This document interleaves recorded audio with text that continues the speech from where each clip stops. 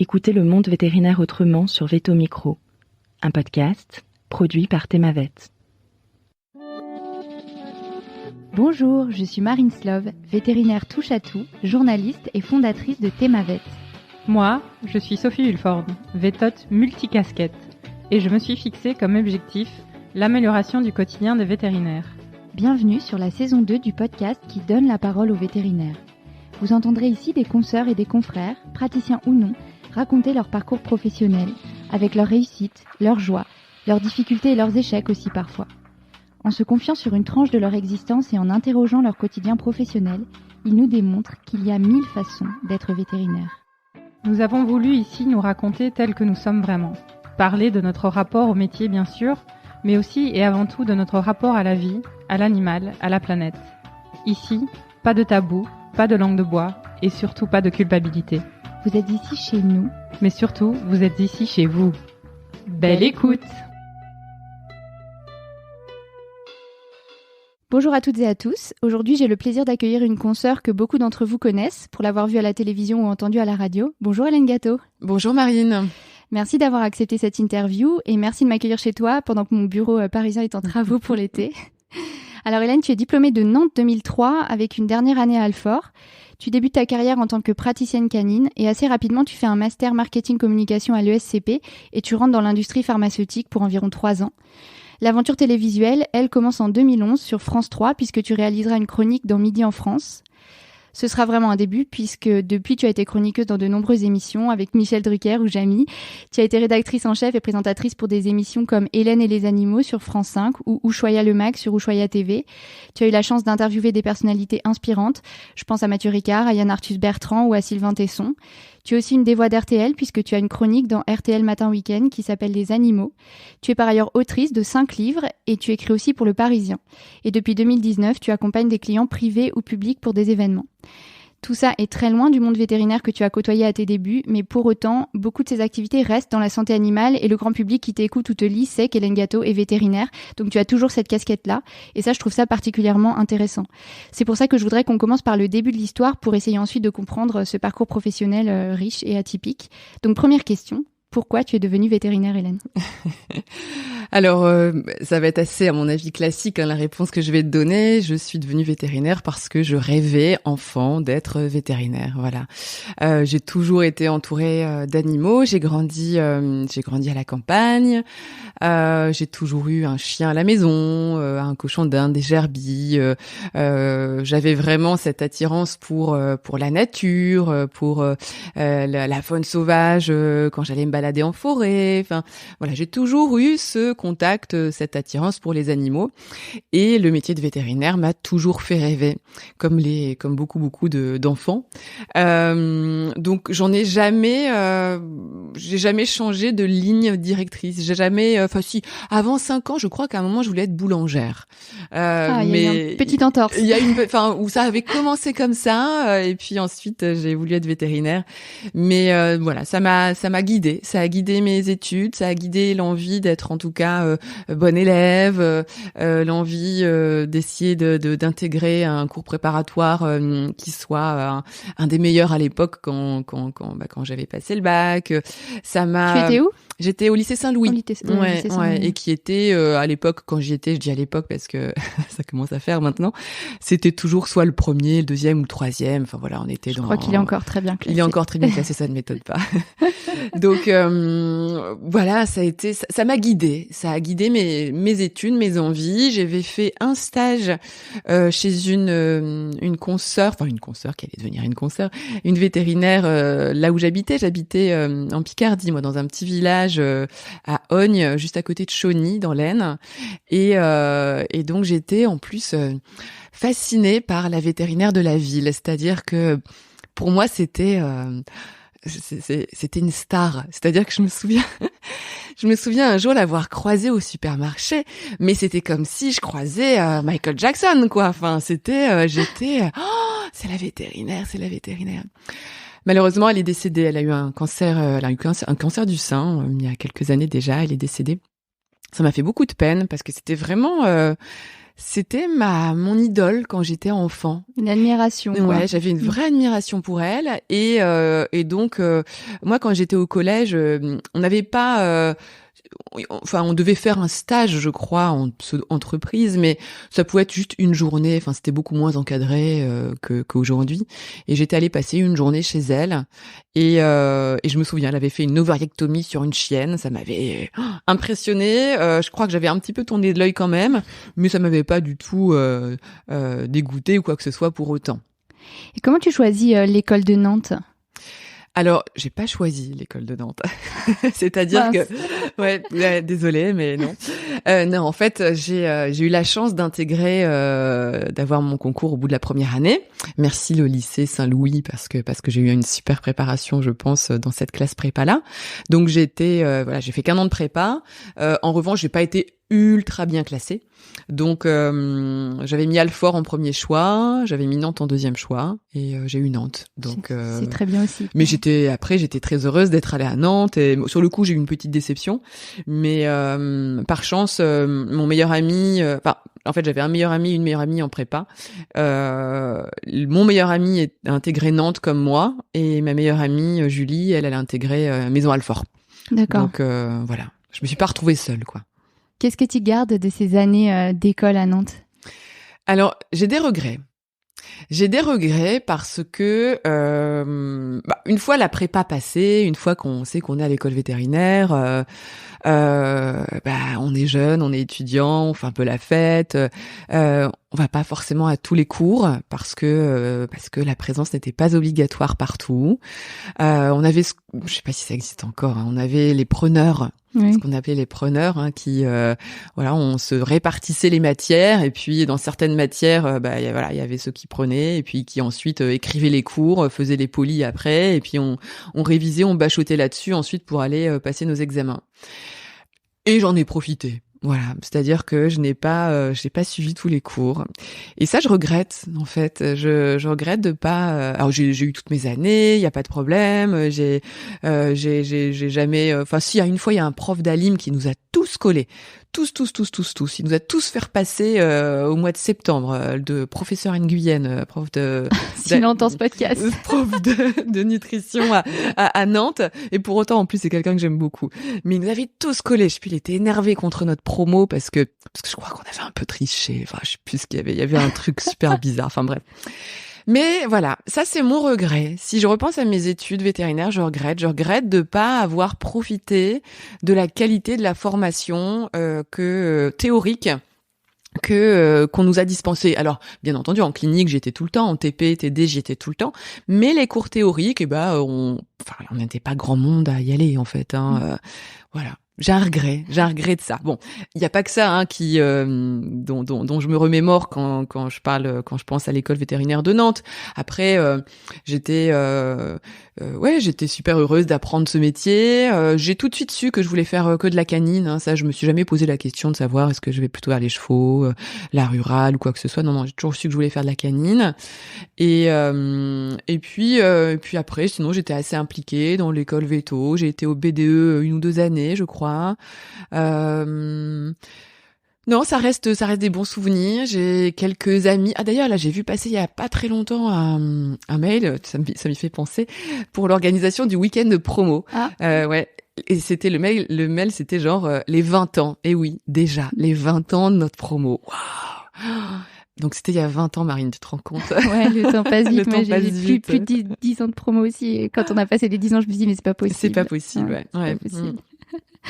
Et tu fais ta dernière année à Alfort. J'ai fait ma dernière année à Alfort parce que pour plusieurs raisons, si je me remémore bien, parce que j'avais un amoureux que j'avais rencontré à Nantes, qui était pas du tout véto, mais qui était prof et qui avait été muté en région parisienne. Donc j'étais allée à Maison Alfort déjà pour être un peu plus près de lui. Et puis c'est vrai que c'était les débuts des T1 Pro en fait. Juste, je crois que les 2 années avant moi, il y avait pas de T1 Pro et c'était les débuts des T1 Pro. Et je me suis dit tiens, je vais aller. En fait, je voulais faire un internat après en chien et en chat. Et je me suis dit je vais aller faire ma T1 Pro à Alfort parce que je pense que pour moi, la formation chien et chat était, à mon sens, plus pointue à Alfort qu'à Nantes. C'était peut-être une perception, j'en sais rien, je sais pas. Je vais faire des combats des compétitions entre les écoles. C'est pas l'idée. Si Marc Goni m'entend, il va me détester. Je suis allée à Maison Alfort faire ma T1 Pro et voilà, c'était bien. J'étais contente de faire, mais en revanche, j'ai pas enchaîné sur un internat. Ouais, d'accord. Et du coup, comment se passe ton entrée dans la vie active? Alors, mon entrée dans la vie active, j'avais commencé à faire des gardes quand j'étais en T1 Pro dans une clinique à Ville-d'Avray. Non, pas Ville-d'Avray, n'importe quoi. À l'Isle-Adam, je crois, je sais même plus. Et ensuite, pour faire ma thèse portait sur le comportement des terriers. C'était les tendances comportementales normales et pathologiques chez les terriers. J'étais encadrée par Jean-François Coureau. Et dans le cadre de cette thèse, il m'avait également fait rencontrer Thierry Bédossa, qui est vétérinaire à Neuilly-sur-Seine et donc qui est très connu pour son approche du comportement des chiens, des chats. Et en fait, on s'est lié d'amitié avec Thierry. Et c'est lui qui m'a proposé de venir bosser chez lui à Neuilly. Donc finalement, sortie de la T1 Pro, j'hésitais justement entre l'internat et partir bosser. J'avais l'opportunité d'aller chez Thierry. Et je me suis dit, quand même, Thierry Bédossa, c'est pas n'importe qui. Ça peut être un super mentor. Et d'ailleurs, je l'ai beaucoup considéré comme ça, comme mon mentor pendant plusieurs années. Et donc, j'ai fait le choix de ne pas faire d'internat, mais d'aller chez lui parce que je me suis dit que j'allais beaucoup apprendre avec lui parce que c'est quelqu'un qui a fait pas mal de ses études, qui a bossé au Canada.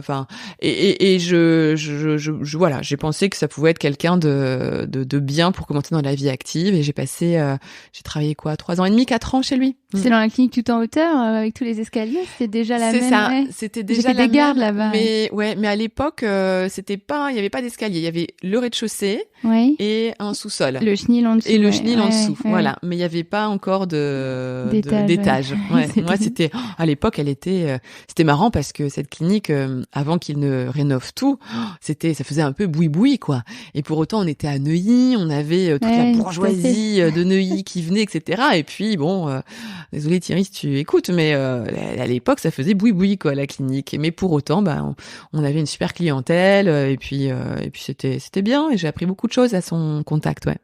Donc tu commences ta carrière en tant que praticienne canine, ce pourquoi tu avais fait veto, et comment tu en arrives à te lancer dans un master? Alors avant ça, déjà quand j'étais veto chez Thierry, j'ai été également formatrice au GIPSA. Je formais des ASV, donc j'ai fait ça pendant, je crois, 1 an et demi, 2 ans. J'avais plusieurs cours que je dispensais auprès des futurs ASV et j'ai bien aimé faire ça. En fait, je me rends compte que j'ai toujours aimé faire plein de choses différentes, que d'avoir plusieurs cordes à mon arc. Ça m'a toujours plu, ouais. D'accord. Et du coup, pour arriver au master? Alors ensuite, le master, comment dire? En fait, même si c'était super de bosser chez Thierry en clientèle, etc., je me suis ennuyée. Voilà, je me suis ennuyée parce que je trouvais ça assez sédentaire comme métier. Je sais pas, il me manquait quelque chose et puis. Et ça, tu l'avais jamais conceptualisé, tu t'étais jamais dit que ça pouvait arriver? Non, jamais. Non, jamais. Non, parce que j'avais réalisé mon rêve en plus d'être vétérinaire. Donc, je pensais pas un jour faire autre chose. Et puis, parfois, on peut être aussi un peu superficielle, un peu futile, un peu amoureuse aussi. Il se trouve que il y a plusieurs choses. 1, je m'ennuyais un peu en tant que vétérinaire. 2, j'adorais lire le Elle. Et dans Elle, il y avait toujours des articles sur les businesswomen qui étaient perchés sur des talons, etc., en tailleur et tout. Puis moi, j'étais là avec ma blouse et mon stéthoscope et et je rentrais chez moi et je chantais le chien et le chat. Et je me dis, mais en fait, jamais j'aurais ça, jamais je pourrais aller à la machine à café. Enfin voilà, là c'est le côté superficiel, hein, excusez-moi, mais ça peut arriver. Et puis j'étais avec un amoureux à l'époque, comme quoi l'amour a souvent guidé tes choix, guidé mes choix, qui trouvait ça très bien que je sois vétérinaire, mais lui, il était dans le marketing, dans la com, etc. Et en fait, voilà, je crois qu'à ses yeux, ce que je faisais n'était pas assez honorable en fait. D'accord. Et donc Pourtant, c'est à la cote, veto en France. Bah ouais, mais alors il est brésilien, donc c'est peut-être ça. C'est peut-être ça. C'est peut-être parce qu'il était brésilien que justement ça avait pas trop la cote auprès de lui. Et donc je me suis dit je vais m'inscrire à je m'étais inscrite à l'ESCP, à l'HEC puis à l'ESSEC pour passer les concours. Et j'ai été prise aux 3 et j'ai choisi l'ESCP j'ai choisi l'ESCP parce que c'était dans Paris. Entre-temps, cet amoureux m'a quitté, donc en plus raté.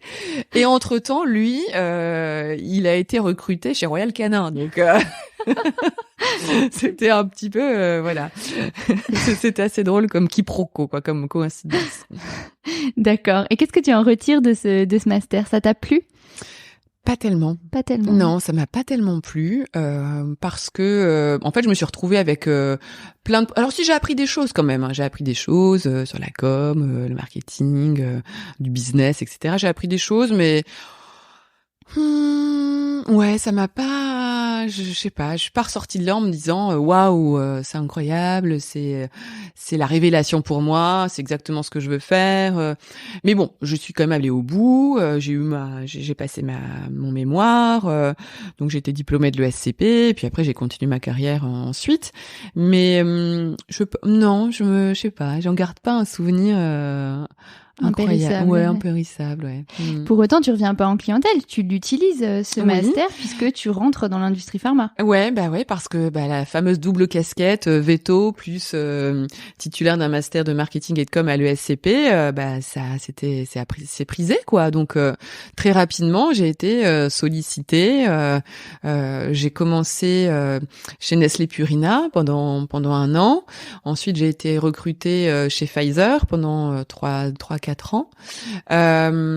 Donc j'ai utilisé tout ça et j'ai effectivement eu cette partie de ma carrière dans des grands groupes. Voilà. Est-ce que tu as trouvé plus de diversité et plus d'appétence intellectuelle que ce que tu avais pu trouver en pratique? Non. Non, toujours pas. En fait, alors j'aurais pu continuer comme ça pendant longtemps, parce que le principe, je trouve, des grosses boîtes comme ça, c'est de nous mettre en fait des œillères. Donc en fait, on nous donne des tâches, on nous met dans des écrins. Chez Pfizer, il y avait la salle de sport, il y avait les voyages pas les voyages, mais les conventions, les séminaires à l'étranger. Il y avait, je sais pas comment dire, j'ai eu le sentiment que qu'on nous met facilement dans des rails où on a l'impression que tout est bien, tout est qu'on a de la chance d'être là, qu'on a intérêt à en profiter, etc. Mais je m'étais mise des œillères et je m'en suis aperçue après. Sur le coup, on le voit pas. Sur le coup, on est dans ces rails-là et puis on trace sa route. Je progressais. Au départ, j'avais une petite gamme chez Pfizer. Ensuite, une plus grande gamme. Ensuite, je suis passée à l'Europe. Non, j'étais on me proposait même peut-être de faire partie d'une pépinière pour ensuite faire partie des talents de chez Pfizer, peut-être aller aux États-Unis, etc. Enfin, j'étais ça roulait quoi, tous les feux étaient ouverts, mais après coup, je me suis dit que j'aurais jamais été heureuse. Oui, d'accord, ok. Et la carrière à la télévision, elle arrive pendant, on est d'accord, donc c'est ça. Ta fameuse carrière de saltimbanque à la télévision, Exactement. Je te cite dans ton dernier livre. Ouais, comme j'aime à le dire. Oui. En fait, j'étais donc à l'Europe chez Pfizer, CDI, etc. Responsabilité, voyage d'affaires, tout va bien. Et puis un jour, en décembre 2010, je reçois un coup de fil de quelqu'un qui me dit telle personne, Benjamin, je vais le citer, m'a donné votre contact. Nous sommes en train de monter une émission de télé pour la rentrée. Ça va être une émission itinérante. On va aller dans toutes les villes de France et on cherche des chroniqueurs pour pouvoir incarner les différents sujets de l'émission. Donc un chroniqueur spécialiste en gastronomie, en tourisme, en artisanat et en animaux, voilà. Et donc cette personne me dit je sais que vous êtes vétérinaire, que c'est quelque chose qui pourrait vous plaire, donc on fait un casting, c'est demain. Et on était le 20 ou 19 décembre 2020, c'était les vacances, etc. Donc le lendemain, je me pointe à la boîte de prod, enfin, c'était un peu improbable, etc. Je rencontre la rédac chef, je rencontre le producteur, et puis je sais pas, il y a un feeling, il y a un vrai feeling. Il me faut pas forcément passer d'essai ou quoi que ce soit, hein, mais voilà, il y a un feeling, et puis et le lendemain, ils me disent ok, c'est vous qu'on prend. Alors là, je dis, oh là là, attention, c'est comment ça vous me prenez, moi, je suis en CDI chez Pfizer. C'est une émission itinérante, fallait se rendre disponible du dimanche au jeudi, parce qu'on partait sur les routes de France chaque semaine. Pas compatible, quoi. Incompatible. Donc là, j'étais en vacances. C'était les vacances de Noël, donc j'étais en vacances pendant 10 jours. Et là, je me dis, mais qu'est-ce qui m'arrive, quoi? Qu'est-ce qui se passe? Qu'est-ce que je vais faire surtout? Donc je réfléchis. Enfin, eux, ils me disent que c'est bon. Enfin voilà, ça a été les 10 jours les plus intenses de ma vie. Je me souviens que le 31 décembre 2010, j'ai refusé toutes les propositions de soirée ou quoi que ce soit. Je suis restée toute seule chez moi. J'ai fait du rangement pendant toute la nuit en me disant, qu'est-ce que je fais? Qu'est-ce que je fais? Est-ce que je quitte mon boulot pour commencer une carrière dans les médias? J'y connais rien, j'ai jamais fait. La seule chose que je peux te dire, Marine, c'est qu'en revanche, quand j'étais ado, j'avais un rêve, c'était d'être le docteur Klein du Club Dorothée. C'est-à-dire que je voulais être vétérinaire, mais je voulais être vétérinaire à la télé. Je ne sais pas pourquoi, je n'ai absolument personne dans ma famille qui est dans la télé. Mes parents sont profs, toute ma famille est prof, je viens de la campagne, enfin bref, rien à voir. Une petite graine quand même. Mais je sais pas pourquoi, je voulais être vétérinaire à la télé. Là, je me dis, c'est quand même dingue, quoi. J'ai 30 ans, je viens d'avoir 30 ans, on me propose cette opportunité-là, mais si ça se trouve, au bout d'un mois, l'émission s'arrête et, enfin, je savais pas quoi faire, j'étais perdue. J'en parle à mes parents, chez mes parents, on parle pas, on est très pudique. Ma mère me dit, oh, qu'est-ce que tu vas faire de lâcher ton CDI pour quelque chose que tu connais pas, enfin, bref, bon. Lâcher un CDI à l'époque, c'était vraiment beaucoup plus quelque chose qu'aujourd'hui. Oui, c'est ça, exactement, c'est vrai. Il faut se remettre dans le contexte. Et puis mon père dit trop rien. Et puis mon père m'a envoyé un mail quelques jours plus tard. On se parle pas beaucoup dans ma famille, vous voyez, c'est par écrit, en me disant, tu sais, moi, si j'avais eu des opportunités comme ça dans ma vie, je crois que je les aurais prises. Donc ça m'a fait réfléchir. Et puis à la rentrée, après mes 10 jours de vacances, je vais voir ma boss chez Pfizer, qui est même profil que moi. Elle était veto, voilà, Emmanuelle, elle s'appelle. Et je lui en parle. Je lui dis, voilà, Emmanuelle. Et en fait, je m'étais renseignée entre-temps, et il se trouve que j'avais assez d'ancienneté chez Pfizer pour prendre un congé sabbatique. Et donc j'en parle à Emmanuelle, et elle me dit, non mais Hélène, vas-y quoi, fonce. Elle me dit, mais c'est génial, une opportunité comme ça, c'est génial. Donc là, merci beaucoup Emmanuelle, parce que elle m'a aussi aidée, merci à mon père. Et puis surtout, je me suis dit, pendant ces fameux 10 jours où je m'étais un peu isolée, etc., je me suis dit, mais si un jour cette émission, si je sais pas, dans 4 ans, cette émission existe toujours, que tu as refusé, et que tu vois quelqu'un à ta place parce que t'as refusé, je crois que tu t'en voudras toute ta vie. Et donc, voilà, donc j'ai décidé de prendre mon congé sabbatique de chez Pfizer, j'ai décidé de commencer cette émission, et voilà, ça a été, j'ai pris des risques, mais c'est pour moi, c'est la meilleure décision, une des meilleures décisions que j'ai prises dans ma vie. Qu'est-ce que tu découvres à ce moment-là? Eh bien, je découvre déjà que j'adore faire ça. Là, pour le coup, tu vois, jusqu'alors, je te disais, je m'ennuyais, non. Là, je découvre que pourtant, je suis quelqu'un, au départ, d'assez timide, réservé. Moi, quand on me met dans un dîner où il y a plus de 6 personnes, on m'entend pas. Et puis là, je sais pas, les projecteurs, les caméras, d'un seul coup, je suis bien, quoi. Enfin, j'aime faire ça, j'aime écrire mes chroniques, je me sens à l'aise. En plus, cette émission, c'était une émission à nulle autre pareille, parce que on était en déplacement toutes les semaines, on changeait de ville.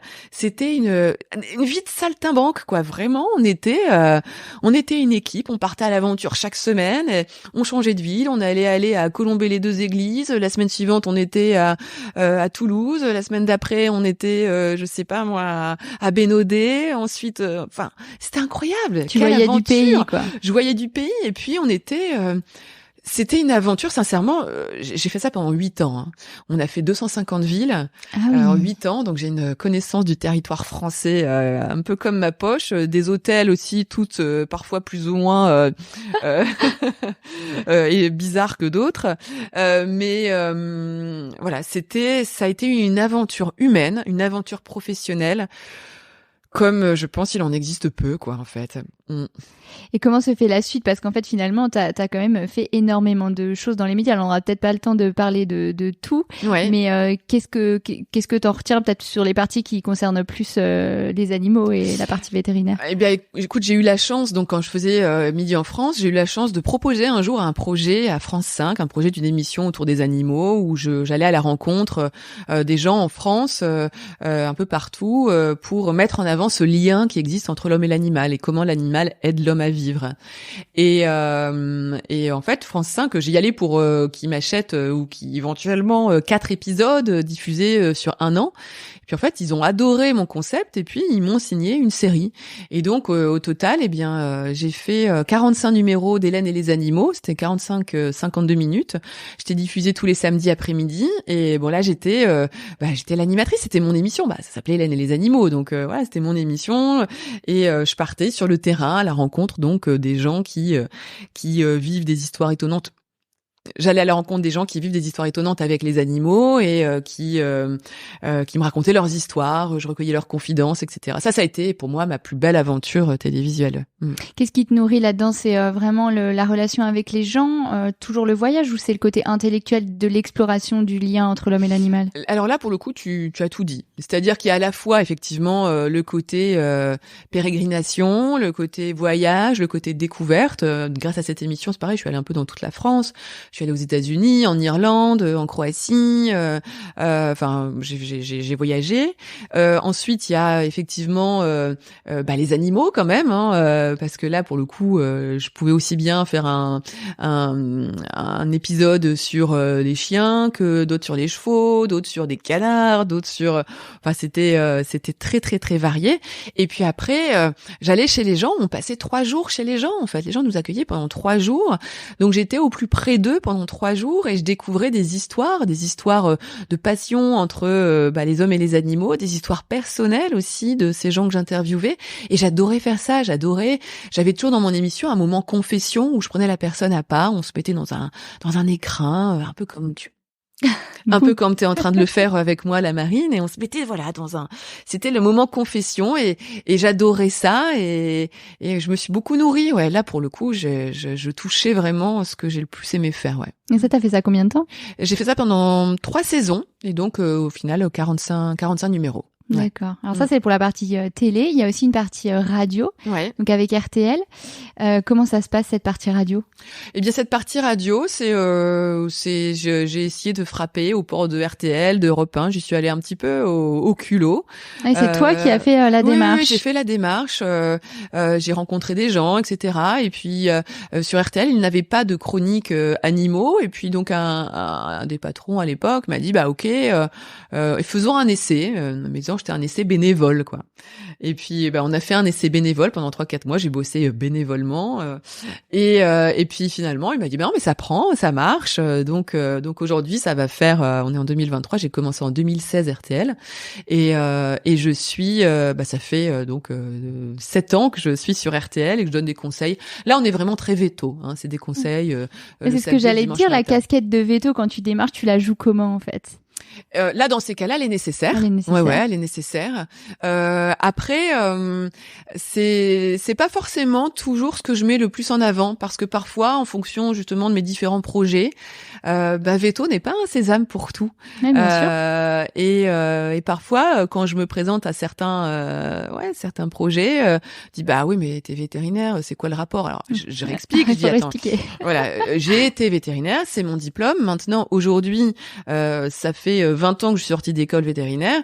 J'ai beaucoup plus aujourd'hui d'expérience en tant que journaliste, animatrice, chroniqueuse qu'en tant que vétérinaire.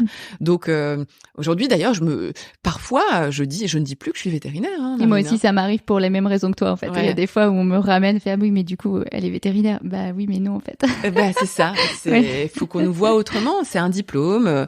La seule chose, c'est que je dis, bah oui, je suis véto. Ça prouve que je sais travailler, que je suis rigoureuse et que je pourrais être une vraie professionnelle.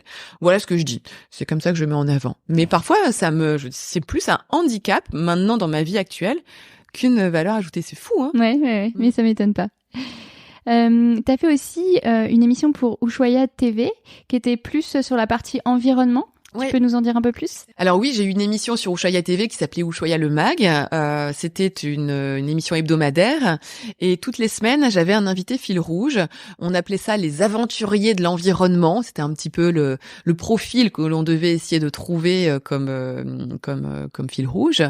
Et puis dans l'émission, on avait aussi des reportages sur des initiatives environnementales, des découvertes de choses incroyables dans la nature, des choses comme ça.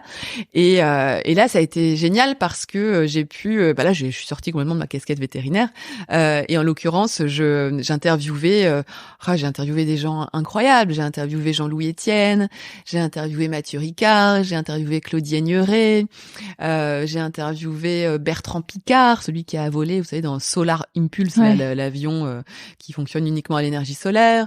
J'ai interviewé Sylvain Tesson, j'ai interviewé Vincent Munier, le fameux photographe qui a fait La Panthère des Neiges. J'en oublie, j'ai interviewé Nicolas Vanier. Waouh, j'ai fait des rencontres et ça, qu'est-ce que j'aime faire ça, qu'est-ce que j'ai aimé me nourrir de ces interviews et de ces rencontres. Ouais, là j'ai vraiment pris beaucoup de plaisir. Et qu'est-ce qui te nourrit, qu'est-ce que tu aimes dans l'interview de ces personnes? Alors, ce que j'aime déjà, c'est tout le travail en amont, de recherche, d'essayer de les comprendre avant, de les connaître, de lire leurs bouquins, de faire de les écouter dans d'autres interviews. J'ai tout le travail en amont que j'aime bien parce que moi, j'ai toujours écrit toutes mes interviews. Hein. Parfois, il y a des journalistes qui ont une petite main derrière, qui fait un peu tout, et puis elles arrivent, elles ont les 15 questions à poser, etc. Puis bon, ça arrive beaucoup. Moi, je fais jamais ça. Moi, je fais tout toute seule, et c'est ce que j'aime, c'est ce travail de fourmi en amont pour tout préparer, et puis pour avoir en face de moi la personne et savoir où je vais mener l'interview. J'ai interviewé ici François Sarano, là, un plongeur là qui est spécialiste des requins et de l'acoustique des chants des baleines. Enfin ouais, c'était merveilleux ces interviews que j'ai pu mener. Est-ce que tu as un ou deux souvenirs marquants de ces interviews que tu pourrais nous partager? Oui, qu'est-ce que j'ai comme souvenir marquant? J'ai adoré Jean-Louis Etienne. Alors il y a eu des personnes plus ou moins généreuses dans l'interview. C'est le jeu de l'interview. C'est le jeu d'interview, et parfois c'est pas forcément celle auquel on pense. Tout à fait. Parfois c'est un peu inversé. Par exemple Jean-Louis Etienne, je l'ai trouvé formidable. J'ai adoré. Il est extrêmement généreux. Je leur demandais aussi à chaque fois, ça c'était ma petite idée que j'avais suggérée à la production. J'avais dit à chaque fois, à chaque personne que j'invitais, je voulais qu'ils me ramènent un objet en rapport avec leurs aventures, leurs expéditions, etc. Et c'était assez amusant de voir ce que chacun pouvait me ramener. Et lui, Jean-Louis Etienne, était arrivé avec une chaussure pas de ski, mais si de ski, parce qu'il était à ski, il faisait du ski du ski de rando quand il faisait ses explorations, donc il m'avait ramené sa chaussure. Il m'avait dit il avait fait le pôle Nord avec cette chaussure. J'avais trouvé ça génial qu'il vienne avec ça. Donc lui, c'était formidable. Bon, Claudie Aigneret, là, on était sur quelqu'un d'extraordinairement intelligent, passionnante. C'est quand même une femme qui est allée dans l'espace, quoi. Enfin, il y en a pas beaucoup. Donc ça, c'était génial. J'étais un peu déçue par Mathieu Ricard, mais bon, voilà, c'est comme ça. C'est vrai. Je l'ai vu une fois en conférence, moi, quand j'étais au lycée, j'avais été fascinée, mais j'avais 16 ans. Ouais. Alors, moi, je le trouve fascinant dans ce qu'il dit, dans ses prises de position, dans ses prises de parole, je le trouve fascinant. Mais dans le rapport avec moi, je l'ai pas trouvé très très généreux en fait. J'ai l'impression qu'il fait tellement d'interviews, il est tellement sollicité que en gros il vient faire son truc, il déroule et puis il s'intéresse pas forcément à la personne en face. Et voilà, là pour le coup j'avais été un peu déçue. J'avais interviewé Shani aussi, Shani de Kalawet, vous savez, qui est en Indonésie et qui œuvre pour la protection des orang-outans en Indonésie. Non, j'ai fait des rencontres passionnantes. Ouais. Sylvain Tesson qui a préfacé ton livre. Alors oui, ça, je peux te raconter l'anecdote de Sylvain Tesson, effectivement, qui a préfacé mon livre. On va peut-être en reparler de mon livre, mais Sylvain Tesson, ça a été ma dernière interview pour Ushuaïa le Mag. Et moi, je suis, vous avez compris, tu as compris, j'ai été fascinée par la vétérinaire de ma ville à l'époque, et Sylvain Tesson, c'est une des personnes qui me fascine le plus au monde. Voilà, pour moi, c'est le plus grand écrivain contemporain qui existe. Il suffit de lire Dans les forêts de Sibérie et on est conquis. Voilà, tous. Moi, je suis, tu vois, on est chez moi, il y a mon étagère derrière. Tu as à peu près, je pense, tous les livres de Sylvain Tesson qui sont ici. Et mon préféré, c'est Éloge de l'énergie vagabonde, que j'aime beaucoup. D'accord, je l'ai pas lu, je le lirai. Il est formidable. Et donc, il me fascine. Je le trouve tellement intelligent, je le trouve tellement brillant. Et en fait, comment ça s'est passé? Je faisais partie du jury du Festival du film d'aventure de Val d'Isère. Donc j'étais à Val d'Isère pendant 4 jours, j'étais membre du jury, et lui est le maître de cérémonie de ce festival depuis des années. Et donc, le premier jour, je rencontre Sylvain Tesson en tant que lui maître de cérémonie. C'était Elisabeth Quint qui présente 28 minutes sur Arte, qui était elle la présidente du jury. Donc on se rencontre tous, etc. Moi, je suis une gosse quoi devant Sylvain Tesson. Je suis une gosse, j'ose pas le regarder, j'ose pas lui parler, etc. Et je sais que l'interview est programmée à la fin du festival, le dernier jour. Et donc on se croise pendant le festival, il nous arrive de déjeuner en équipe, tous ensemble, etc. Mais moi je te jure, moi je perds mes moyens, il me fascine. Et là c'était la première fois de ma vie que je n'arrivais pas à écrire mon interview. Je n'y arrivais pas, à écrire les questions.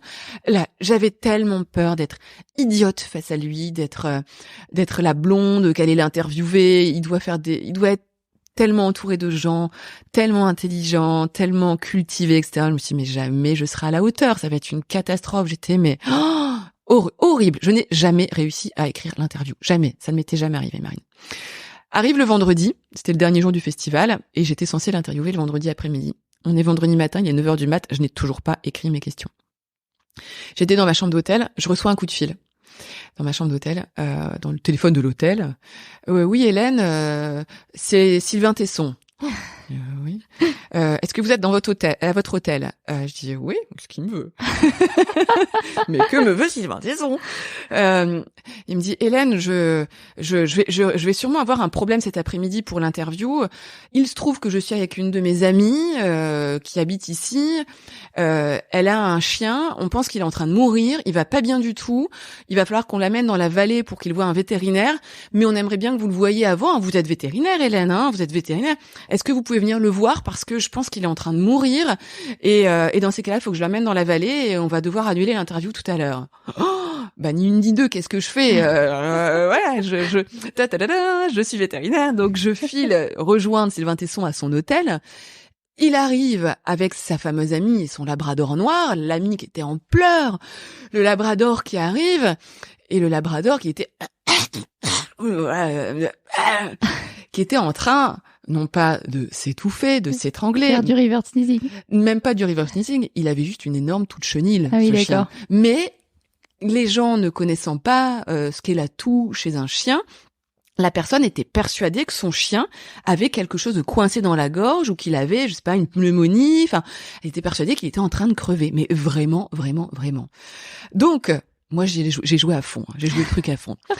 J'ai dit, OK, allez me chercher au cabinet médical, allez me chercher un stéthoscope. Donc, voilà l'équipe de l'hôtel qui va me chercher un stéthoscope. Moi, j'ouvre la gueule du chien, je mets ma main dans la gueule du chien, je prends sa température, je l'ausculte, etc. Je la joue à fond. Et là, il y avait le Sylvain Tesson qui était au-dessus de moi et qui me regardait. Et là, waouh, c'est impressionnant. Oh là là, c'est impressionnant. Et là, d'un seul coup, en fait, grâce à ce coup du destin, je pense que j'ai une bonne étoile, je dis pas qu'il me voyait comme une petite blonde journaliste ou quoi que ce soit, mais moi, en tout cas, ça m'a libérée et nous nous sommes d'un seul coup retrouvés sur une relation beaucoup plus équilibrée, où lui m'admirait pour ce que je venais de faire, et bien moi, j'avais pris de l'épaisseur et de l'ampleur à ses yeux. Et donc l'interview l'après-midi, c'est extraordinairement bien passé. Lui, il a été ultra généreux dans sa façon de répondre à mes questions. J'ai écrit mes questions le midi, j'étais comme une dingue, j'étais libérée de tout. Et donc voilà comment ça s'est passé. Donc là, ça sert d'être vétérinaire. C'est ce que j'allais dire. La casquette de vétérinaire, elle est revenue dans Ushuaïa le Mag à la fin. Exactement. Ouais. Bon, impeccable. On va parler des livres puisqu'on enchaîne après Sylvain Tesson. Donc, tu es aussi autrice de premiers livres. Moi, je dis auteur. Ah, tu dis auteur. Ouais, très bien. Je suis pas du tout pour moi, je féminise, mais très bien. Tu es auteur de premiers livres aux éditions Albin Michel, Tout sur votre chien et tout sur votre chat. Donc ça, c'était en 2017. Ouais. Puis 2 autres aux éditions Solar en 2021, Je rends mon chien heureux et Je rends mon chat heureux. Donc des thématiques très vétérinaires. Et un 5e livre, mais on en parlera juste après parce que là, on sort de cette thématique. Donc comment t'en arrives à l'écriture? Alors, il y en a eu encore un avant cela. Ah, il y en a eu un autre. Attends, je regarde s'il est dans mon étagère. Attends, je vais le chercher. Alors, ce livre s'appelle Des hommes et des animaux aux éditions Carnet Nord. Et en fait, c'est un livre qui faisait suite à mon émission Hélène et les animaux, et dans lequel je raconte mes plus belles rencontres. De personnalité et de relations homme-animal que j'ai pu vivre dans Hélène et les animaux, préfacé par Yann Kefelec. Et donc voilà, ça a été mon tout premier livre. D'accord. Que j'ai sorti en 2000. Attends, je vais regarder. Non. Je savais pas si un jour on m'avait dit que j'écrirais des livres. 2016, voilà, 2016, aux éditions Carnet Nord. C'est une pépite ça, parce qu'il n'y en a pas eu beaucoup en vente. Et alors pourquoi tu dis que si on t'avait dit que t'écrirais des livres? Parce que aujourd'hui, Marine, si on m'avait dit quand j'étais ado, quand j'étais enfant, que je ferais tout ce que je fais aujourd'hui, j'aurais signé immédiatement. Enfin, j'ai de la chance d'avoir la vie que j'ai, ou qui est pas toujours facile parce que une vie de saltimbanque, c'est aussi y a rien de certain. Je sais pas encore ce que je fais à la rentrée. C'est pas tout rose. C'est compliqué. En télé, en radio, c'est compliqué. On peut se faire mettre dehors, comme ça a été mon cas pour Hélène et les animaux, juste parce que t'as un patron de chaîne qui change et puis qui se dit en fait j'ai envie d'avoir une case pour Claire Chazal, donc je vais dégager elle parce que ça fait pas longtemps qu'elle est à l'antenne, donc c'est pas très grave, alors que mon émission marchait super bien.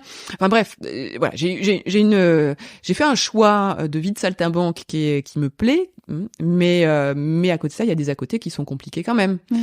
Beaucoup d'incertitudes.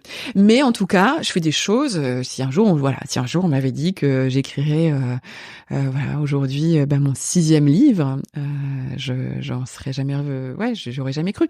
Et alors les précédents, comment se sont-ils faits? Tout sur votre chien et tout sur votre chat aux éditions Albin Michel. Là, ce sont eux qui sont venus à ma rencontre. C'est ce que j'allais te demander. Parce que comme j'étais sur RTL, ils avaient des partenariats avec RTL, et donc ils ont dit on va faire 2 livres de tes chroniques finalement de conseils de chiens et chats. C'est comme ça que ça s'est fait avec Albin Michel et Tout sur votre chien, tout sur votre chat. D'ailleurs, je peux t'annoncer aujourd'hui, Marine, que j'ai reçu aujourd'hui les couvertures de Tout sur votre chien et tout sur votre chat traduits en catalan, parce que ce sont 2 livres qui vont paraître en Catalogne, et je suis assez contente de de cette notoriété au-delà des frontières françaises. Ensuite, Je rends mon chien heureux et Je rends mon chat heureux aux éditions Solar.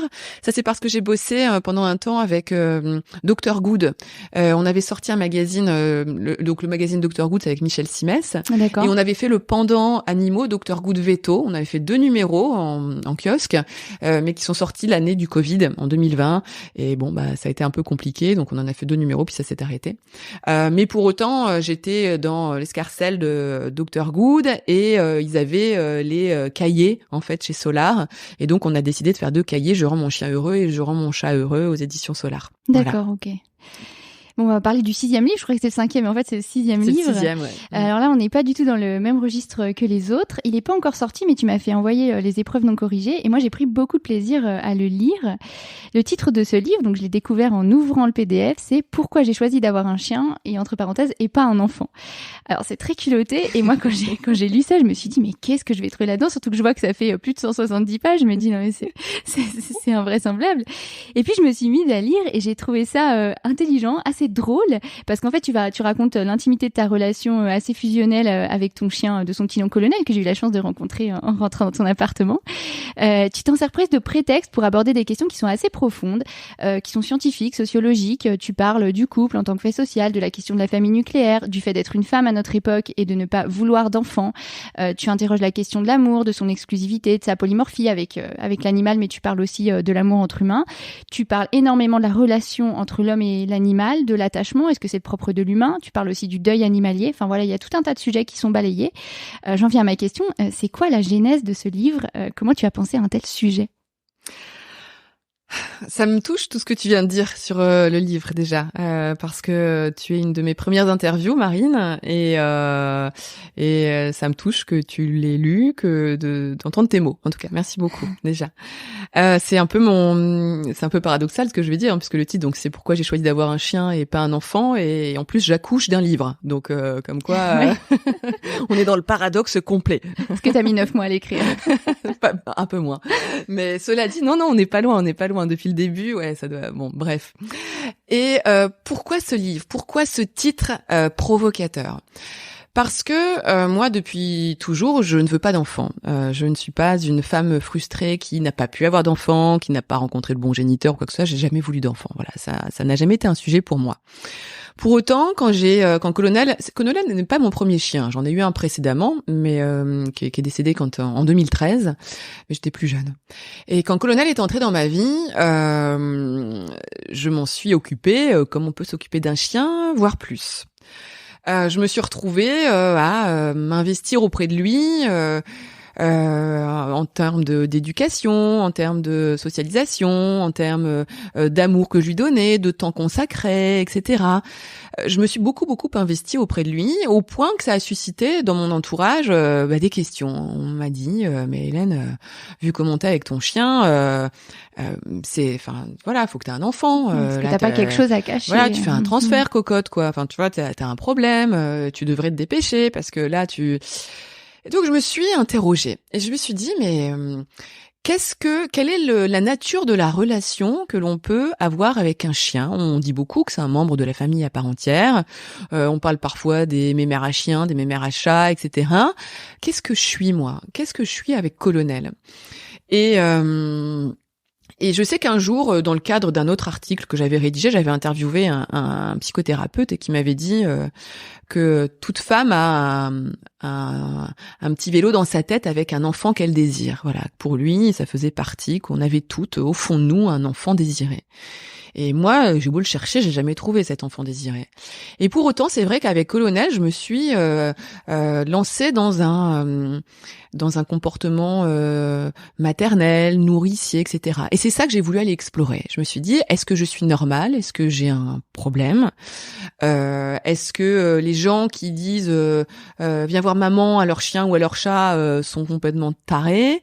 Est-ce que voilà, j'ai voulu aller explorer ça parce que je sentais que c'était mon cas, mais je voyais bien autour de moi, parce que je côtoie quand même pas mal de gens qui ont des animaux, et je voyais bien qu'il y avait ce rapport qui existe entre beaucoup de personnes et leur animal. Et j'ai voulu aller creuser ça d'un point de vue scientifique, d'un point de vue sociologique, c'est ce que tu disais dans l'introduction. Et c'est comme ça que la genèse de ce livre s'est faite. Et un jour, donc, je suis allée voir Albin Michel avec mon titre, pourquoi j'ai choisi d'avoir un chien et pas un enfant, un recto verso écrit. J'avais rien d'autre, hein, Marine, rien d'autre. Une citation du pape François qui dit, ce qui date de début 2022, où dans son allocution de rentrée de début d'année, il dit aujourd'hui les jeunes couples ont un enfant ou pas d'enfant, mais ils vont avoir un chien ou 2 chiens. Ne riez pas, les animaux sont en train de remplacer les enfants. Donc je me suis dit, il y a peut-être quand même un sujet quoi là-dessus. Et donc voilà, je suis allée voir Albin Michel avec ce titre et un recto verso, et ils me l'ont signé tout de suite. Voilà, immédiatement. Donc, je me suis dit que je tenais quelque chose. Et parce que c'est un terrain inexploré. C'est un terrain inexploré. J'avais fait des recherches, même à l'étranger. Il y a des articles qui ont été faits sur le pet parenting, le côté dog mom, dog dad. Il y a des articles qui ont été faits, quelques références aussi un petit peu sociologiques dont je parle dans mon livre. Mais jamais personne n'a osé aller aussi loin dans la comparaison. Alors attention, là vraiment je mets un garde-fou. Je ne compare pas un chien et un enfant. Je compare le lien d'attachement oui, tout à fait. qu'on peut avoir c'est très clair dans le livre. Ouais. Entre un homme et un chien, une femme et un chien, et une femme et un enfant. Voilà. Mon chien n'est pas un enfant. Mon chien n'est pas un être humain. Je le considère comme un chien, même si il dort sur le canapé et souvent sur mon lit et que je lui parle. Et ça reste un chien. Mon chien, j'adore quand il va se rouler dans la boue. Il pue comme un chien. Enfin, voilà, il y a pas de problème. Je suis pas en train de le trimballer en landau dehors. Je pense pas être folle, quoi. Et d'ailleurs, je pense que dans mon livre, on perçoit que c'est quelque chose qui peut exister et qui reste du domaine du normal, voire même du domaine du cohérent par rapport à ce qu'est l'être humain. L'être humain a un besoin nourricier, un besoin de prendre soin d'eux, le fameux care en anglais, nurture. Je suis nulle en anglais aussi, mais voilà. Et à chacun de l'exprimer à sa façon. Moi, j'ai eu besoin de l'exprimer à ma façon, à travers un chien. Certains ont besoin d'avoir ça à travers un enfant, parfois 2, 3, 4 enfants. Certains vont l'avoir en adoptant un enfant. Ils veulent pas eux-mêmes procréer, ou ils ne peuvent pas, mais ils vont en adopter un. Mon livre est une sorte de coming out que je fais sur le fait que on peut réinventer aussi une structure familiale dans laquelle le chien est un processus une sorte de simulation de la parentalité, et sans que ce soit une folie ou quelque chose d'anormal. Oui, tout à fait. C'est vraiment ce que j'ai perçu en te lisant. Et c'est vrai que moi, quand je fais des interviews, tu sais, j'envoie un petit mail que tu as reçu, où je demande s'il y a des choses personnelles que les gens ont envie de me dire. Et j'ai eu plusieurs fois des femmes qui ne veulent pas d'enfants et qui me le mettent tout le temps entre parenthèses, exactement comme ton livre où tu le mets entre parenthèses. Donc, je vais te poser une question c'est injuste parce qu'on la poserait pas à un homme. C'est quoi être une femme trentenaire ou cadra aujourd'hui et ne pas vouloir d'enfants dans la société actuelle? Alors déjà, c'est de plus en plus quand même commun, je pense. Moi, j'ai jamais trop... Dans les grandes villes, et chez les CSP+. Oui, alors peut-être. C'est vrai que voilà, on est à Paris, là, à côté de la Tour Eiffel. Tout à fait. Alors oui, peut-être que c'est pour ça aussi que je ne perçois pas de regard trop inquisiteur ou trop interrogateur. Forcément, on va te poser la question une fois ou deux, et puis après, c'est plus trop un sujet. Et puis moi, je l'affirme avec tellement d'honnêteté, de sincérité, et je pense que on comprend que chez moi, j'ai pas une frustration. Je suis pas en train de travailler une frustration d'un enfant que j'ai pas réussi à avoir ou quoi que ce soit. Et d'ailleurs, je fais bien la différence dans mon livre entre les femmes qui ne peuvent pas avoir d'enfants et les femmes qui ne veulent pas avoir d'enfants. On peut pas les comparer. Et je suis extrêmement triste pour les femmes qui ne sont pas en mesure d'avoir des enfants. Ça doit être un déchirement, ça doit être extrêmement dur de vivre avec ça. Moi, c'est vraiment un choix. Et qu'est-ce que c'est qu'aujourd'hui être une femme sans enfants? Eh bien, quand je me compare avec mes amies, que j'aime énormément, mais qui ont quasiment toutes des enfants, je trouve que j'ai gardé beaucoup d'insouciance. J'ai une vraie liberté, parce que un chien c'est des contraintes, mais strictement rien à voir avec un enfant. C'est clair. Je me dis pas que je vais transmettre mes névroses à quelqu'un. Je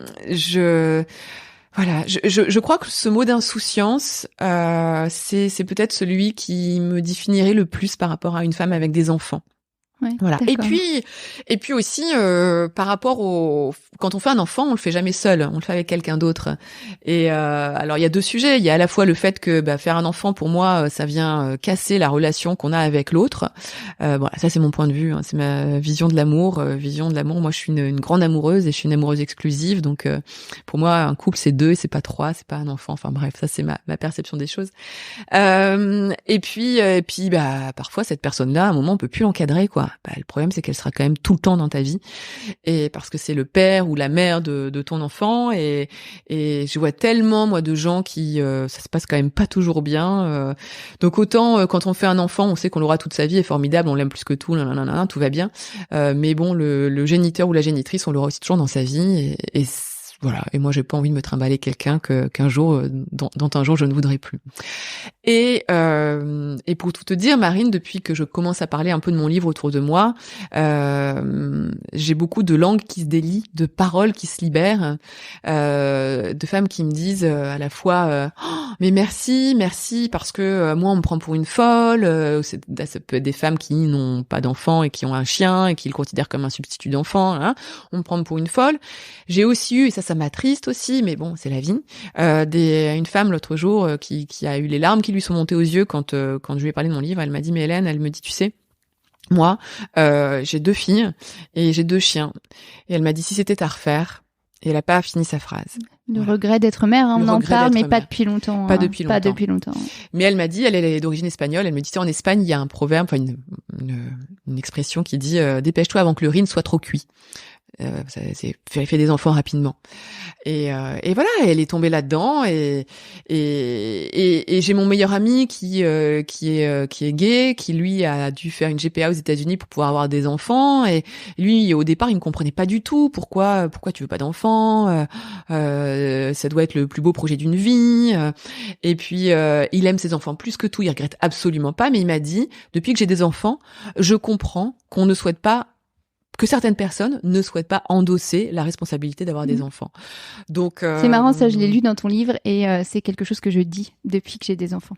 Pourtant, je ne regrette rien. Je suis hyper heureuse d'avoir mes enfants, mais maintenant, j'ai compris qu'on ne puisse pas, que tout le monde ne pouvait pas se lancer là-dedans. Et ben voilà. Et donc mon livre, je pense que c'est c'est une sorte de coming out personnel, mais je pense que ça va aussi sûrement aider d'autres personnes à pouvoir se sentir moins seules, à pouvoir s'affirmer un petit peu plus. Et pour moi, il s'adresse à plein de personnes. Il s'adresse aux femmes comme moi, trentenaires ou quadras, qui n'ont pas d'enfants, mais qui, à travers leur animal, donc vivent une simulation de la parentalité à leur façon, et on n'a pas à les juger. Ça s'adresse aux couples homo qui peuvent pas tous aller faire une GPA aux États-Unis ou au Canada. Ça s'adresse aux jeunes couples de 25 ans qui se mettent ensemble, qui sont pas encore prêts pour avoir un enfant, mais qui vont prendre un chien un peu comme un galop d'essai finalement, pour savoir est-ce qu'on est responsable à deux d'un être vivant, est-ce qu'on peut s'entendre dans l'éducation d'un chien, est-ce qu'on est capable de construire quelque chose tous les deux.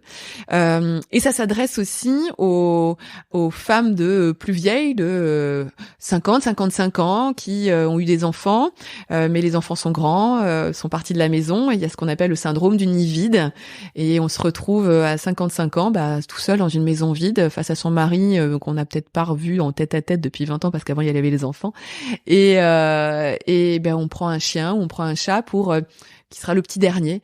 Et c'est marrant parce que souvent ces femmes vont dire à leurs enfants humains alors t'as pas dit bonjour à ton petit frère, t'as pas dit bonjour à ta petite sœur, en parlant de leur chien. Donc voilà, on est nombreuses dans ce cas en tout cas, pour lesquels le chien ou l'animal peut être un substitut d'enfant. Après, avec parfois les dérives que ça peut aussi rencontrer. Oui, bien sûr. Et là j'en parle aussi dans mon livre, parce qu'il faut jamais oublier que un animal reste un animal. Pour en revenir à la relation justement entre l'homme et l'animal, tu vas assez loin. Dans le livre, tu écris « Je suis convaincue que je vis avec Colonel une forme de parentalité ». Alors moi, j'ai eu du mal à me reconnaître dans tout. Effectivement, j'ai des enfants et j'ai jamais eu ce type de relation avec mes chiennes. Tu vas me dire, je passe peut-être à côté de quelque chose. Mais c'est quoi le grand message que tu as envie de faire passer sur la relation entre l'animal et l'homme au travers de ce livre ? Le grand message que j'ai envie de faire passer, c'est que l'animal peut avoir une place dans une vie, en tout cas, qui revêt une importance à nul autre pareil, parce que moi la relation que j'ai avec Colonel, c'est une relation qui est unique, qui est pas une relation amoureuse, c'est pas mon mec, voilà. C'est pas un enfant non plus parce que c'est pas un enfant humain, mais c'est une relation unique. Oui, c'est pas un chien remplaçant chien. Non, et c'est et puis je pense aussi aujourd'hui qu'on s'éloigne beaucoup de la nature, du monde animal. On est un peu pervertis, nous humains, par beaucoup de choses, et le chien nous renvoie à l'essentiel. Le chien nous rappelle que la vie est courte, qu'il faut en profiter à chaque instant, qu'il faut se réjouir de chaque instant. Je vais pas rentrer dans les poncifs, le chien te juge pas, le chien te prend tel qu'il est. J'en parle un petit peu dans mon livre, mais j'essaie de pas trop aller là-dedans parce que c'est bon, ça on l'a entendu, quoi. Donc, mais en revanche, et puis moi, le chien me fascine. Voilà, le pouvoir qu'a eu le chien, cette espèce qui est si différente de nous, à pouvoir s'adapter à une vie d'humain, à une société d'humains, en y étant bien. Moi, je trouve ça fascinant. Donc, et est-ce que aimer un chien comme moi j'aime mon chien, est-ce qu'on n'est pas finalement dans, je sais pas, dans un amour qui va qui est au-delà. Enfin, je vais pas dire qu'il est plus fort que quand on aime son enfant, mais en tout cas, on est capable d'aimer extrêmement fort un individu, un être vivant qui n'a rien à voir avec nous. Enfin, il sort pas de mon ventre. C'est l'amour de l'autre qui dans peut-être la quintessence de l'amour de l'autre, et qui du coup après peut ouvrir peut-être encore plus la possibilité d'aimer tous les autres, parce qu'on est capable d'aimer un chien, une bête à poil, à quatre pattes, qui sont pas toujours bons, qui mangent des croquettes, qui mangent de la merde dehors, je l'aime plus que tout. Et je pense que voilà, j'aime aussi mon prochain, et je pense que c'est ça que j'essaie de transmettre aussi dans ce livre-là. Bon, de quoi nourrir nos réflexions. En tout cas, c'est pas de la misanthropie. Ça, c'est important. Hein. Je ne me rabats pas sur le chien parce que bien sûr. Je n'aime pas l'humain, parce que je suis déçue par les humains ou quoi que ce soit. Il y a rien à voir. Hein. Moi, j'aime mes amis, j'aime les gens que j'entoure, j'aime me faire des rencontres. Je suis une amoureuse passionnée. Voilà, je suis pas la nana terrée dans son appartement avec son chien qui parle à personne. Mais en tout cas, voilà, pour moi, c'est de l'amour, et on parlait de Sylvain Tesson tout à l'heure, et j'ai eu la chance d'avoir pour ce livre la préface de Sylvain Tesson, comme quoi je pense que j'avais vraiment dû l'impressionner ce jour-là. Alors elle n'était pas dans les épreuves non corrigées, donc je ne l'ai pas lu. Tu ne l'as pas lu. Non. Eh bien tu le liras quand le livre Exactement. sortira. Je t'avoue que quand j'ai reçu la préface de Sylvain Tesson, je peux te raconter juste comment ça s'est fait. Sylvain Tesson, donc nous sommes restés un tout petit peu en contact, mais il faut savoir que c'est quelqu'un qui n'a pas de téléphone portable, donc on s'appelle pas. Il a un mail, mais que je n'avais que son adresse postale. Donc pendant 2-3 ans, on s'envoyait des vœux, une carte par-ci, une carte par-là, enfin de façon très sporadique. Et quand j'ai écrit mon livre, un jour, je lui ai envoyé un courrier, je lui ai dit, voilà, c'est extrêmement cavalier ce que je vais faire, Sylvain, mais je viens d'écrire ce livre, voici le titre. Je lui ai donné que le titre. J'aurais aimé que vous en fassiez la préface. Il y a 3 solutions. 1, vous me dites non parce que ça vous correspond pas du tout, vous vous y retrouvez pas et rien à faire, quoi. 2, vous me dites pourquoi pas, mais vous attendez d'avoir le manuscrit. 3, vous avez l'amour du risque, et vous me dites oui tout de suite. Il m'a dit oui tout de suite. L'amour du risque, quoi. L'amour du risque, exactement. Il avait jamais lu mon livre, et il m'a dit oui tout de suite. Alors, faut juste quand même savoir que je savais que Sylvain Tesson ne voulait pas d'enfant non plus. Hein. Je sais qu'il s'est déjà beaucoup exprimé sur le sujet. Il ne veut pas d'enfant. Oui, donc il y avait déjà il y avait ça, un lien. Hein, il y avait un lien. Et donc il a reçu ensuite mon manuscrit un peu plus tard, et j'ai reçu la préface il y a un petit mois. Ah, comment dire, quelle chance, quel privilège j'ai d'avoir pour moi une préface pour moi du plus grand écrivain contemporain qui existe. Et j'ai beaucoup de chance, et il a été extrêmement généreux dans sa préface, et voilà. Et j'ai hâte que tu puisses le lire, et j'ai hâte que les auditeurs de ton podcast, Marine, puissent aussi lire mon livre et la préface de Sylvain Tesson. Moi aussi. Alors, il y a 2 choses qui m'ont marqué aussi dans ton écriture. D'abord, c'est le côté cash de tes propos, alors que finalement, tu disais plutôt tout à l'heure que dans ta famille, vous étiez très pudique. Il y a un côté peut-être très terre-à-terre qu'on retrouve dans nos formations médicales, c'est-à-dire qu'il n'y a pas de circonvolution, on appelle un chat. Tu vas décrire le fonctionnement hormonal de l'amour et de l'attachement, tu parles de ton pic de fertilité largement révolu, tu abordes les questions de la sexualité. Et parfois, j'ai reconnu mes propres propos dans tes mots. Est-ce que tu crois que le fait d'être formaté comme un véto, d'avoir ce rapport un peu cru, un peu proximal avec la biologie, nous donne une lecture plus brute du monde et influe sur nos relations humaines comme animales? Je l'avais jamais vu comme ça, Marine, mais ouais, j'adhère complètement à ton propos.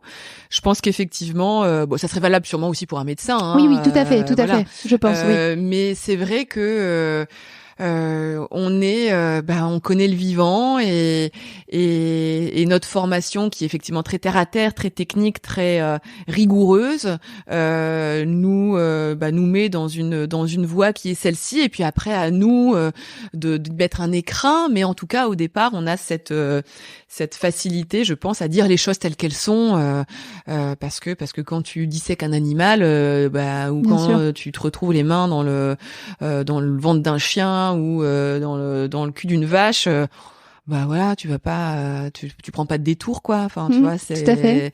Donc effectivement, oui, je pense que ça a dû influer ma façon d'écrire, ma façon de raconter les choses. Faut que je mette un peu plus de forme. Non, pas du tout. Pas du tout. mais ouais, c'est très intéressant en tout cas ce que tu dis. Ouais. Merci d'avoir mis le doigt dessus. L'autre chose qui m'a interpellée, c'est ton sens de l'humour. Bon, je pense qu'on le voit même là dans cette interview. Il y a vraiment des moments qui m'ont fait rire quand tu recherches par mots-clés. Donc, tu googlises couple arrivé bébé versus couple arrivé chien. Évidemment, il n'y a pas du tout les mêmes résultats. Donc, je laisserai nos auditeurs te lire.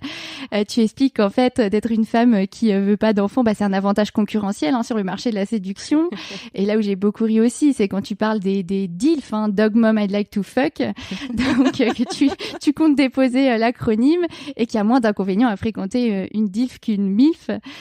Donc, il y a vraiment une forme d'auto-dérision qui est un petit peu désopilante. Tu évoques des incongruités de situations de la vie courante qui sont en fait parfois des épreuves et tu joues un peu avec le comique de ces situations. Est-ce que c'est juste de l'humour parce que tu as l'air d'être quelqu'un qui a beaucoup d'humour, ou bien c'est aussi une manière d'endiguer des choses qui sont pas si faciles à vivre, un truc un peu cathartique? Non, je pense que j'aime bien jouer avec les mots, j'aime bien jouer avec oui, j'essaye je suis de plus en plus à l'aise aujourd'hui à 42 ans en tout cas pour m'exprimer et puis me foutre un petit peu du qu'en dira-t-on. Donc je pense que comme vous l'avez compris, comme tu l'as compris, je viens d'une famille qui est très pudique, où on s'exprimait pas beaucoup, on disait peu les choses. Donc pendant très longtemps, j'ai eu l'impression d'avoir un peu un couvercle sur moi et pas me laisser aller à mes pensées, à mes digressions, à mes mots ou mes paroles un peu provocatrice. Et aujourd'hui j'y vais, et ce livre c'est l'occasion d'y aller un peu fort, parce que bon, déjà le titre est extrêmement provocateur, et puis par rapport à l'humour, c'est vrai que j'ai été à bonne école aussi, parce que mon ex-mari était un vrai je veux pas dire un drôle, mais il avait beaucoup d'humour, un peu, il était beaucoup de cynisme, beaucoup d'humour, et puis tu te nourris des gens avec qui tu passes du temps. J'ai côtoyé aussi, j'ai eu la chance de côtoyer des gens qui m'ont beaucoup fait rire, et je pense que voilà, maintenant j'ose en fait, voilà, j'ose, et puis si c'est pas drôle et si il y a que moi que ça fait rire, c'est pas grave, il y aura que moi que ça fait rire, et puis voilà. Mais non, le côté cathartique, non, je le vois pas. Après, je m'amuse de ma situation, et puis justement. Oui, mais t'as pas l'air d'en souffrir, parce que c'est ce que tu disais tout à l'heure, d'être une femme sans enfant finalement, alors que t'as quand même dû avoir le lot des questions habituelles. Ça a pas l'air de te déstabiliser plus que ça, quoi. Non, pas du tout. Non. Est-ce qu'on aurait oublié quelque chose sur ce livre-là? Est-ce que t'as envie d'ajouter quelque chose? Non. J'ai dit que c'était mon livre coming out. J'espère que mes parents vont pas être choqués en lisant le livre. Ils l'ont pas encore lu? Ah non. J'espère que qu'on va pas me mettre dans une case qu'on va aller lire le livre, en tout cas, parce qu'effectivement le titre est provocateur, et je veux pas je veux pas, ça advienne que pourra, mais qu'effectivement, ce dont on parlait tout à l'heure, qu'on me mette dans la case de la nana qui la mémère à chien. Je pense que je suis tout sauf ça, donc j'espère que les gens vont lire mon livre, j'espère que ça va aider d'autres personnes, et puis voilà, je sais que mon éditeur, mes éditrices, en tout cas, ont vraiment apprécié mon livre et me font confiance. Donc, voilà, Éditrice, mais pas autrice. C'est vrai. Bon, en tout cas, moi, je l'ai pas du tout perçu comme ça, comme la mémère à chien. Je le redis à nos auditeurs, hein, c'est un livre à lire parce que c'est désarmant, ça remue un peu, ça questionne pas mal de choses, ça ouvre des perspectives et c'est un côté anticonformiste qui est intéressant et drôle. Il sort quand? Parce qu'on l'a pas dit ça. Alors, il sort le 13 septembre. D'accord.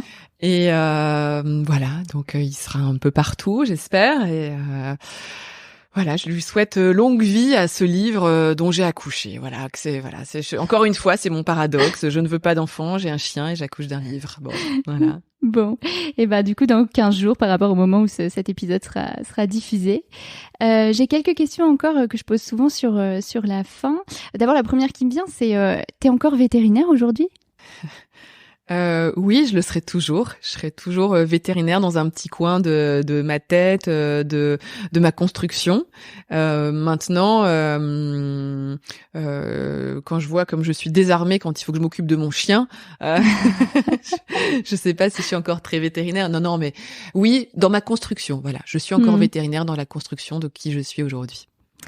Est-ce que tu aurais un conseil à donner aux jeunes confrères et aux jeunes consoeurs qui sortent d'école et qui auraient ou pas d'ailleurs des velléités à être eux aussi des saltimbanques de la télévision? Non, j'ai aucun conseil à donner parce que il y a pas d'école pour ça, c'est les hasards des rencontres, il y a pas ça joue tellement en plus entre le bouche à oreille, les connaissances que tu vas pouvoir avoir. C'est très compliqué. Enfin, tu vois, aujourd'hui, on est quoi, 2, 3 vétérinaires dans les médias, alors qu'on est combien? Je sais pas combien on est aujourd'hui en termes de 20 000. 20 000.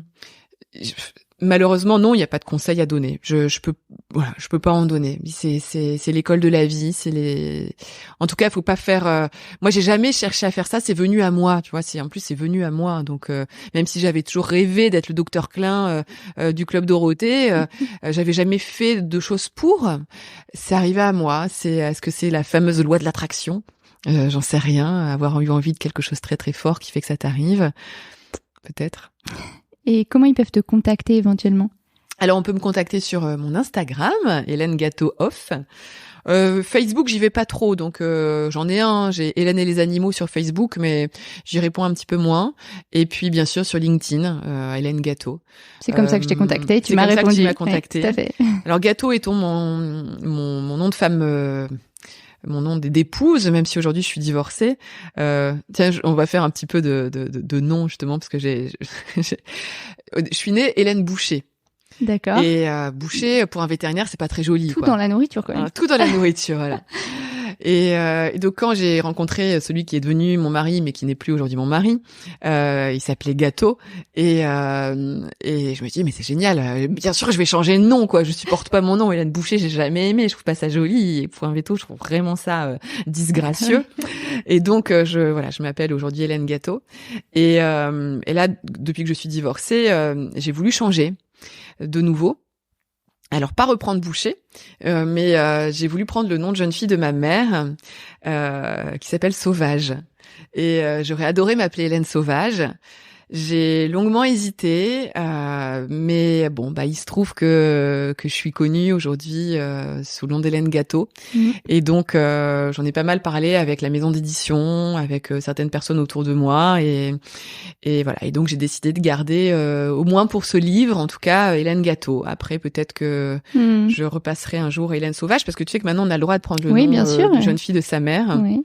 C'est le lot de beaucoup de femmes, de divorcer et d'avoir des problèmes de nom. Moi, je me suis mariée, je n'ai pas changé de nom. Et c'est un combat au quotidien. Oui, mais bon, tu aimes peut-être ton nom.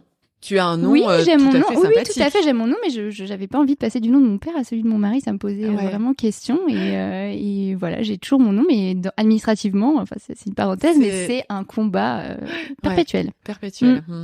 Alors, je me dis que j'aurais peut-être dû avoir les deux noms. Parfois, j'en rigole. Je dis, si j'avais eu le nom de mon père et le nom de ma mère, ça aurait fait docteur Boucher Sauvage vétérinaire. Je suis pas sûre que j'aurais eu beaucoup de clients. Ah oui, là, c'est la catastrophe. Bon, est-ce qu'on aurait oublié quelque chose? Est-ce que tu as quelque chose à ajouter sur cette longue et riche carrière?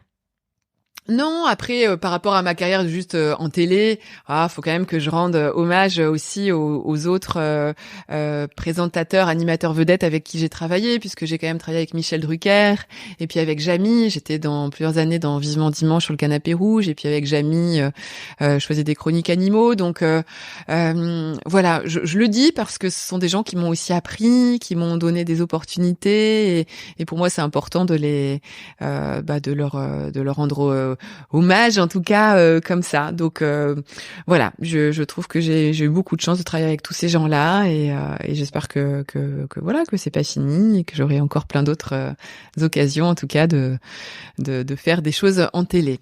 Voilà. On te le souhaite en tout cas. Merci Hélène, c'était une chouette interview et ça nous a donné matière à réfléchir. Je conclurai avec une citation que j'ai beaucoup aimée, extraite de ton livre et qui le résume très bien. Je marche sur une frontière sans savoir précisément si elle sépare deux mondes distincts, celui des hommes et celui des animaux, celui de la maternité et celui de la propriété, celui du normal et celui du scandale. Voilà, je suis sûre que ça nourrira la réflexion de nos auditeurs. Au revoir Hélène et merci. Merci Marine, au revoir. Bravo, vous avez écouté cet épisode de Veto Micro jusqu'au bout. Si le cœur vous en dit, partagez-le à vos amis et à vos collègues, abonnez-vous au podcast et mettez-nous une note de 5 étoiles avec un gentil commentaire.